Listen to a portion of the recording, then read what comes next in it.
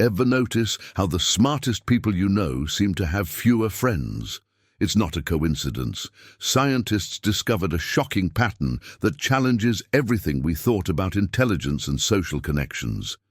What they found might completely change how you view your own social circle. By the end of this video, you'll understand why having fewer friends might actually be a sign of higher intelligence, and more importantly, you'll discover the exact framework smart people use to build meaningful relationships while maintaining their mental edge.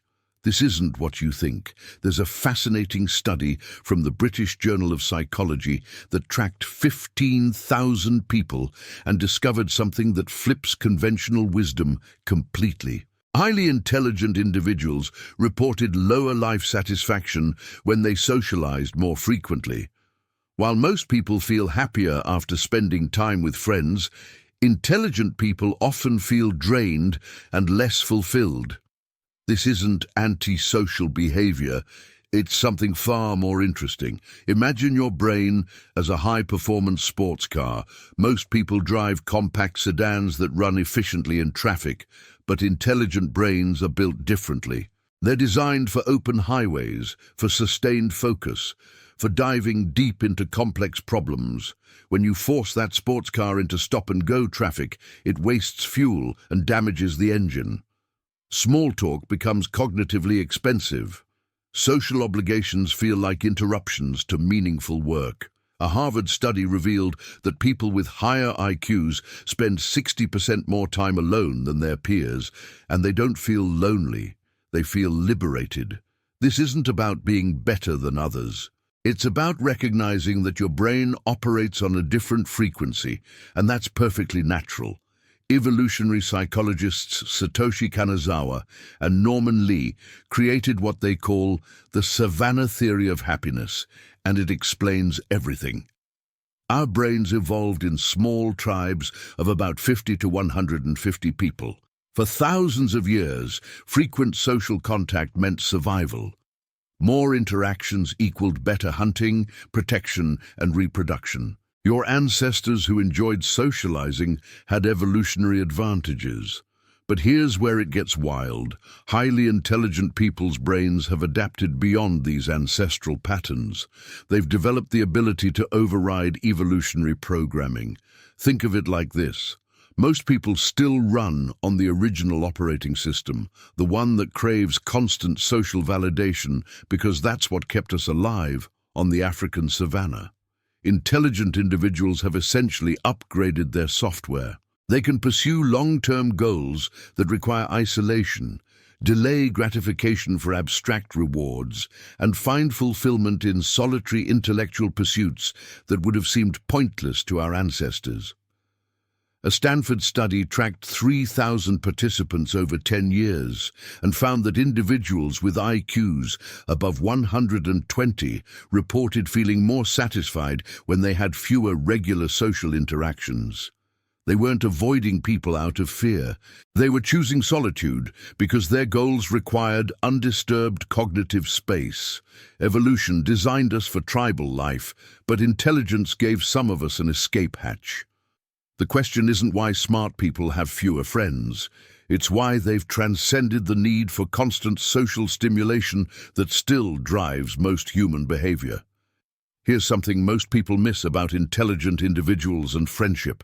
It's not that they can't make friends, it's that they refuse to waste energy on superficial connections. Research from Oxford University's Robin Dunbar shows that while the average person maintains about 150 casual relationships, highly intelligent people typically maintain between 3 and 8 deep connections. That's it. But these aren't ordinary friendships. These are relationships built on intellectual compatibility, shared values, and mutual growth. Think about your current friend group honestly. How many of those relationships actually challenge you? How many conversations leave you energized rather than drained? Intelligent people run every potential friendship through a brutal filter. Does this person stimulate my thinking? Can we have conversations that go beyond surface level? Will this relationship contribute to my goals or distract from them? It sounds harsh, but it's actually deeply respectful. They're not collecting friends like social media followers. A University of Michigan study found that intelligent individuals invest 4 times more energy into their core relationships than average people do. They remember details. They engage deeply. They show up when it matters. One meaningful 3-hour conversation about philosophy, science, or personal growth gives them more satisfaction than a month of small talk at parties. Quality isn't just better than quantity for intelligent people. Quality is the only thing that registers as valuable. They'd rather have one friend who understands them completely than 50 who know them superficially. Your brain runs on glucose and has a limited daily energy budget. Most people don't realize this, but every social interaction withdraws from your cognitive bank account. For intelligent people, the withdrawal rate is significantly higher. Neuroscientist Dr. John Cacioppo discovered that highly intelligent brains process social situations with more neural activity, analyzing subtext, predicting outcomes, reading micro-expressions, and running multiple conversational simulations simultaneously. While someone with average intelligence enjoys a casual chat, an intelligent person's brain is working overtime. They're noticing the inconsistency between your words and body language, predicting where the conversation will go, formulating 3 possible responses, and wondering why you chose that specific phrase. It's exhausting. Imagine attending a party where everyone speaks a different language and you're the only translator. That's what social events feel like for highly intelligent people. A Cambridge study used fMRI scans to show that intelligent individuals' prefrontal cortex, the area responsible for complex thinking, stays highly active during social interactions while it relaxes in others. They literally can't turn off the analysis. This is why intelligent people are so protective of their time. They're not being elitist. They're managing a finite resource. Every coffee meetup, every group dinner, every networking event costs them hours of deep work capacity. A productive morning writing code or solving problems might get completely derailed by an afternoon social obligation.